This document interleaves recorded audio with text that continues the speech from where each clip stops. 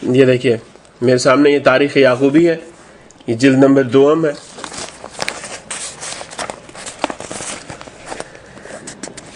تاریخ یعقوبی 299 جلد 2۔ اور اسی شب یہ پورا واقعہ ہے جس میں جنگ جمل ہوئی پہلے اور اس کے بعد جنگ صفین۔ اب یہ جنگ صفین کے بارے میں کہتے ہیں کہ اسی شب حضرت معاویہ نے حضرت عمرو بن عاص کی طرف آدمی بھیجا اور آپ کو لکھا، اما بعد، حضرت علی، حضرت طلحہ، حضرت زبیر اور حضرت عائشہ کے معاملے کی آپ کو اطلاع مل چکی ہے، اور مروان اہل بصرہ کے رافضہ کے ساتھ ہمارے پاس آیا ہے، اور جریر بن عبداللہ میرے پاس حضرت علی کی بیعت کے بارے میں آیا ہے، اور میں نے اپنے آپ کو آپ کی آمد تک روک رکھا ہے، پس اللہ تعالیٰ کی برکت سے آئیے۔ اور جب خط ان کے پاس پہنچا، یعنی عمرو بن عاص کے، اور جب خط ان کے پاس پہنچا تو آپ نے اپنے دونوں بیٹوں عبداللہ اور محمد کو بلایا اور ان سے مشورہ لیا۔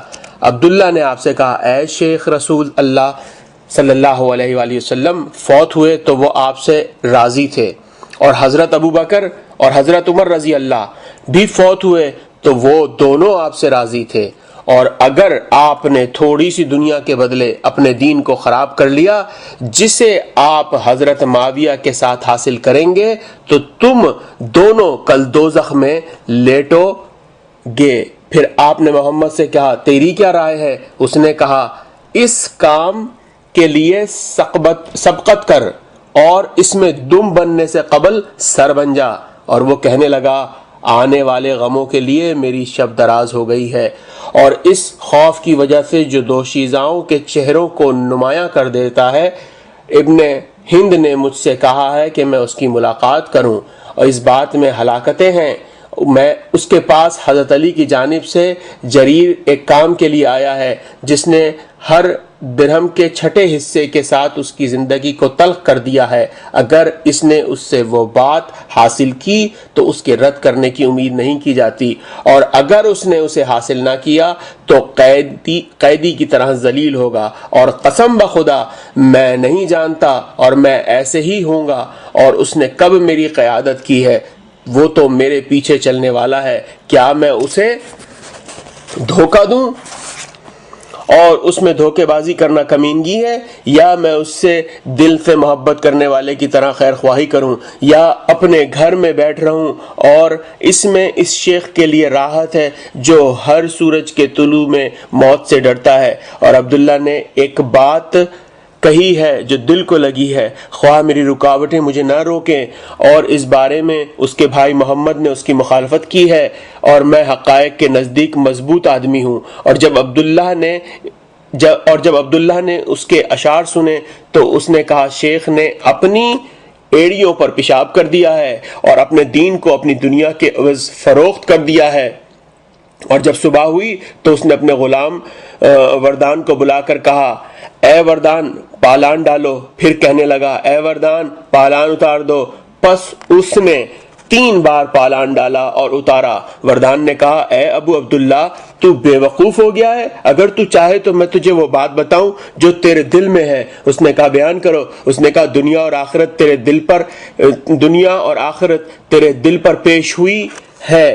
میں نے کہا، حضرت علی کے پاس آخرت بلا دنیا ہے، اور حضرت معاویہ کے پاس دنیا بلا آخرت ہے، اور دنیا میں آخرت کا بدلہ نہیں ہے، اور تجھے معلوم نہیں کہ تو دونوں میں سے کسے اختیار کرتا ہے؟ اس نے کہا، اللہ تیرا بھلا کرے، جو بات میرے دل میں ہے اس میں تو نے کچھ غلطی نہیں کی۔ اے وردان کیا رائے ہے؟ اس نے کہا، میری رائے یہ ہے کہ تو اپنے گھر میں قیام کرے، اگر اہل دین غالب آ گئے تو تو ان کے دین کی اچھائی میں زندہ رہے گا، اور اگر اہل دنیا غالب آ گئے تو وہ تجھے مکتفی نہ ہوں گے۔ عمروں نے کہا، اب عربوں نے حضرت معاویہ کی طرف میرے سفر کو شہرت دے دی ہے، اے وردان پالان ڈالو۔ پھر وہ کہنے لگا، 302 صفحہ نمبر جلد 2۔ اللہ تعالیٰ وردان اور اس کی سمجھداری کا بھلا کرے، تیری زندگی کی قسم وردان نے وہ بات ظاہر کر دی ہے جو دل میں تھی۔ پس وہ حضرت معاویہ کے پاس آئے. اب آپ سنیے غور سے یہاں پر. اور آپ سے اپنی بات کا تذکرہ کیا اور آپ سے کہنے لگے خدا کی قسم عرب حضرت علی اور آپ کے درمیان کسی بات میں برابری نہیں کریں گے, اور حضرت علی کو جنگ میں وہ بہر حاصل ہے جو قریش میں سے کسی کو حاصل نہیں, سوائے اس کے آپ ان سے بے انصافی کریں. آپ نے کہا تو نے درست کہا, معاویہ نے کہا یعنی تو نے درست کہا ہے, لیکن ہم جو کچھ ہمارے پاس ہے اس سے حضرت علی کے ساتھ جنگ کریں گے اور انہیں حضرت عثمان کا قتل لازم کریں گے.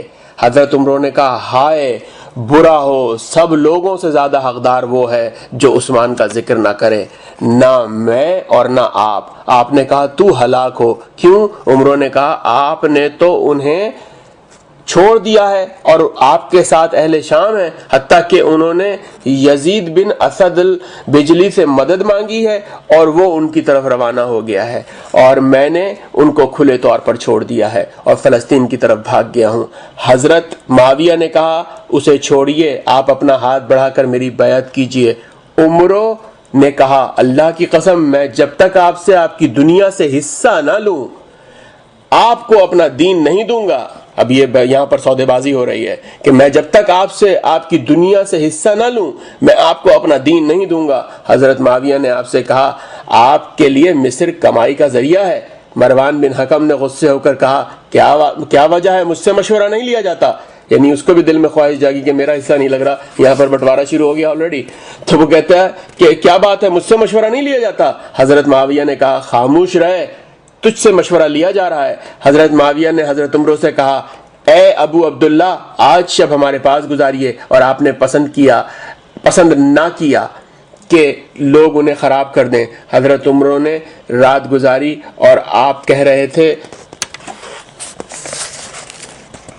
پھر صفحہ نمبر 303 تاریخ یعقوبی جلد نمبر 2, کہ اے معاویہ میں تجھے اپنا دین نہیں دوں گا اور اس کے بدلے تجھ سے دنیا حاصل نہیں کروں گا.